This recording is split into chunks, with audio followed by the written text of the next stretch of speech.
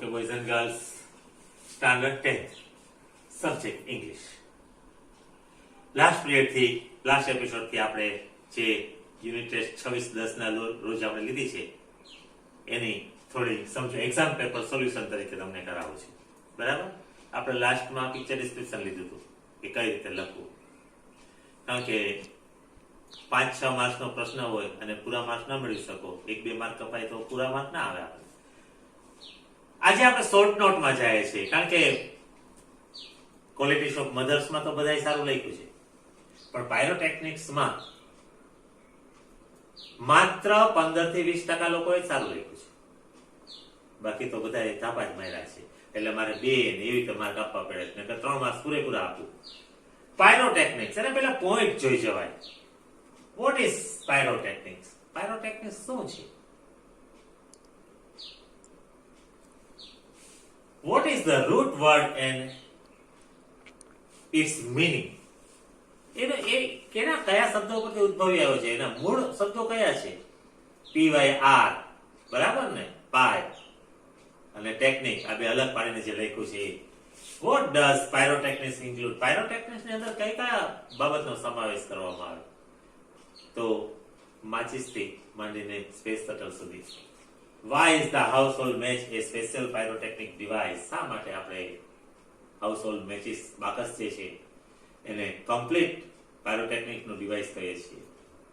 Who are the pioneers of the pyrotechnics? Pyrotechnics ના pioneer સ્થાપકો કોણ છે? What is the greatest danger of pyrotechnic? અને pyrotechnic ના ખતરા કયા કયા છે? બરાબર ને? આ બધા વિશે આપણે લખવાનું છે.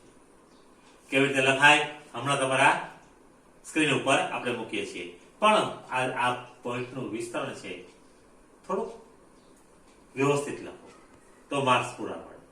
ઓકે, તો હવે તમારા સ્ક્રીન ઉપર આવશે પાયરોટેકનિકની પોઈન્ટ સહિતની short not.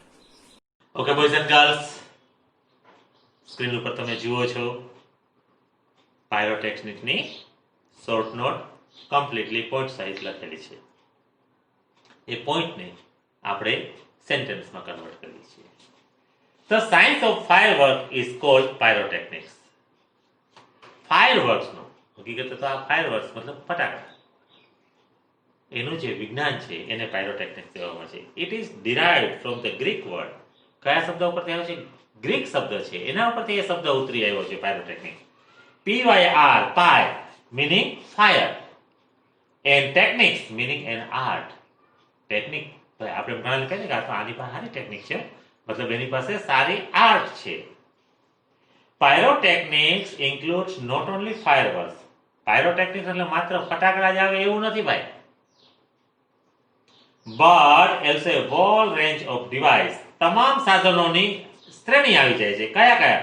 that use similar materials, કે જેની અંદર એક સરખો પદાર્થ વાપરવામાં આવતો હોય, કે જેની અંદર ઈંધણ ભરવામાં આવતું હોય. and principles, અને એ જ સિદ્ધાંત. from safety matches that we use every day, આપણે રોજબરોજ ઉપયોગ કરીએ છીએ એ સેફટી મેચિસ બાકસથી માંડીને to solid fuel rocket boosters of the space shuttle. Space શટલના જે સોલિડ ફ્યુલ ભરીએ છીએ આપણે ત્યાં સુધી આ બધું, કારણ કે એ સળગે છે, દહન થાય છે અને આપણે એમાંથી એનર્જી ગેટ કરીએ છીએ.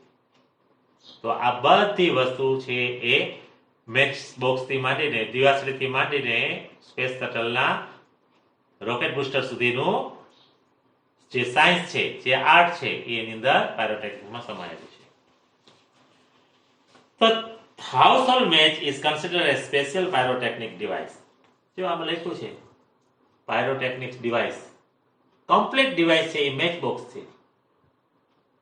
કારણ કે કોઈ પણ વસ્તુને તમે સળગાવો છો, દિવાસળી સળગાવો એટલે તમને બધા એના સિમ્પટમ્સ જોવા મળે. કયા કયા? The household match is considered a special pyrotechnic device. દિવાસળી છે એને સંપૂર્ણ પાયરોટેકનિક્સનું ઉદાહરણ ગણવામાં આવે છે. As all the pyrotechnics effect, એની અંદર બધી પાયરોટેકનિક્સની અસરો છે જોવા મળે છે. કઈ કઈ? હીટ, દિવાસળી પેટાવો એટલે તમને ઉષ્મા ઉત્પન્ન થાય. સ્મોક, ધુમાડો પણ નીકળે. લાઇટ પ્રકાશ પણ ફેલાય, ગેસ પ્રગટે ત્યારે અને ઓલવાઈ જાય ત્યારે એમાંથી ગેસ પ્રોડ્યુસ થાય છે, એન્ડ સાઉન્ડ અને અવાજ પણ આવે છે. દિવાશ્રી છાની માની ન હળગે, તમે જોજો થોડીક સળરાટી બોલે છે એમાં. આર પ્રેઝન્ટ ઇન ઇટ, તો એની અંદર આ બધું હાજર છે. કયું કયું? Heat, smoke, light, gas and sound. હવે છેલ્લું છે કે what is the greatest danger of pyrotechnics, અને એને શોધો કોણ કરી? The Chinese are considered the pioneers of pyrotechnics. એમ કહેવાય છે કે ચાઇનાના લોકો, ચીનાઓ, એ લોકો પાયરોટેકનિક્સના સાચા શોધકો છે. The greatest danger of pyrotechnics is that it deal with fire. હવે પાયરોટેકનિક્સનું જે મોટામાં મોટું ડેન્જર છે તો એ આગની નજીક છે. ફટાકડાનું ખોખું ભર્યું હોય, તમે રસોડામાં ચૂલો ચાલુ હોય ને એ બાજુ મૂકો તો ફળાફળી થવાની જ છે. તો પાયરોટેકનિક્સ મતલબ એનું ડેન્જર છે એ આગ છે, એટલે આગથી એને સલામત અંતરે રાખવું પડે છે. અને એની પાસેથી કામ લેવા માટે આપણે આગની સાથે એની સંગત કરાવવી પડે છે. ફટાકડો ફોડવો હોય તો આપણે એને સળગાવવો પડે, મતલબ આગની સાથે એની કંપની કનેક્ટ કરવી પડે. તો આ સાથે આપણે આ રીતે તમે લખશો તો તમને પૂરેપૂરા 3 માર્ક્સ મળી જ જશે. બરાબર? ઓકે બોયઝ એન્ડ ગર્લ્સ, હવે હું તમને હોમવર્ક આપીશ. Okay boys and girls, homework પહેલા લખી લ્યો.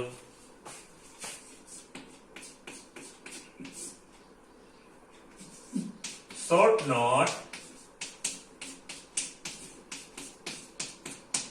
કઈ? તો કે પાયરોટેકનિક.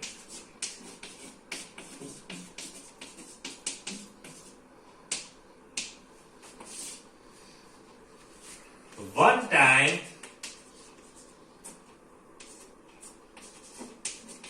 right and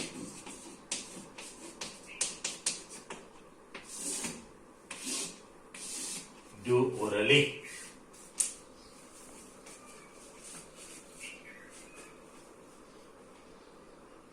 તો આ હોમવર્ક તમને આપ્યું. બરાબર?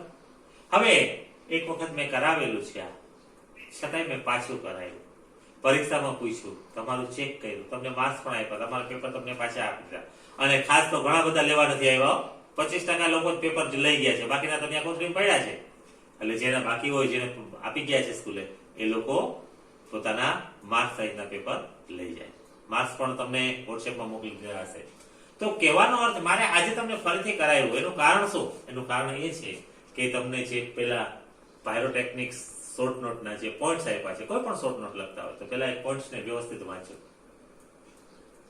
અને પોઈન્ટ્સ મુજબ ડિસ્ક્રાઇબ કરો. એ પોઈન્ટ્સને તમે ડિસ્ક્રાઇબ કરો, તમારી શોર્ટ નોટ તૈયાર થઈ જાય. ઘણા તો એ આવડો મોટો પેરેગ્રાફ જોયો તો આવડો મોટો મને યાદ ન રહ્યું, પણ ભાઈ પોઈન્ટ યાદ રાખવાનો છે. એક એક પોઈન્ટ ઉપર જાઓ તમે, બરાબર? તો તમે વ્યવસ્થિત કરી શકો.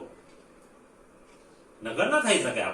આપણે વ્યવસ્થિત શોર્ટ નોટ લખવી હોય તો આ શોર્ટ નોટ યાદ રાખવા માટેનો સૌથી સહેલો અને સરળ રસ્તો છે કે એના પોઈન્ટ યાદ નથી રાખવાના. જો બરાબર સમજો હું જે બોલું છું, પોઈન્ટ યાદ નથી. પોઈન્ટ તો આપેલા છે તમને. કોઈ પણ તમને શોર્ટ નોટ પૂછશે તો પોઈન્ટ આપશે. એ પોઈન્ટના વાક્યમાં કન્વર્ટ કરવાનો છે આપણે. એક પોઈન્ટ હોય તો 1 કે 2 વાક્ય તો બની જ જાય. હવે તમને 7 કે 8 વાક્ય પોઈન્ટ આપ્યા હોય તો 10 વાક્યની શોર્ટ નોટ તમે આરામથી લખી શકો. 2 વાક્ય ગણો તો 15 વાક્ય થઈ જશે. એટલે જ કહેવાનો અર્થ એ છે કે તમે એને પોઈન્ટને બરાબર સમજો અને પોઈન્ટનું કઈ રીતે આપેલું છે શોર્ટ નોટની અંદર એ જુઓ, તો વ્યવસ્થિત 3 માર્ક્સ મેળવી શકાય એવી શોર્ટ નોટ આપણે કમ્પ્લીટ કરી શકીએ. અને અગત્યનું એ જ છે પરીક્ષામાં, હું તો જો તમને એસે આવડી જાય, એસેમાં ધાપા મારવાની છૂટ. ખ્યાલ આવે છે? મકર સંક્રાંતિ લખતા હોય એમાં મકર સંક્રાંતિ ઘણું લખી શકાય, જે ચોપડી બહાર નહીં લખી શકાય. આમાં આપણા હાથ બંધાયેલા હોય. એસે છે તો 6-7 માર્ક્સ નો હોય, આ 3 માર્ક્સ નો છે, છતાં આપણા હાથ બંધાયેલા. જે પોઈન્ટ આપ્યા છે પોઈન્ટ ઉપર જ જવાનું છે, પોઈન્ટ નું વધારે વિસ્તરણ તો કરવાનું નથી. અને એટલે જ આના ઉપર ખાસ ભાર આપો. અત્યારે તમે જો આ બધી શોર્ટ નોટ પાકી કરી લ્યો તો એક્ઝામ ઉપર તમારે પાકું કરવાનું ના આવે, ખાલી એક વખત વાંચો એટલે યાદ આવી જાય. એટલે જે અહીંયા વન ટાઈમ રાઈટ આપ્યું છે ને, એ હવે તો પરીક્ષામાં આપ લખ્યું તમે પોઈન્ટ વાંચી લ્યો, આને બરાબર પાકું કરી લ્યો, પછી મોઢે લખો, પછી જુઓ તમે ક્યાં તમારી ભૂલ આવી, તમે ચેક કરો. બરાબર, આ રીતે કરશો તો સક્સેસ થશો. તો okay boys and girls, have a good day.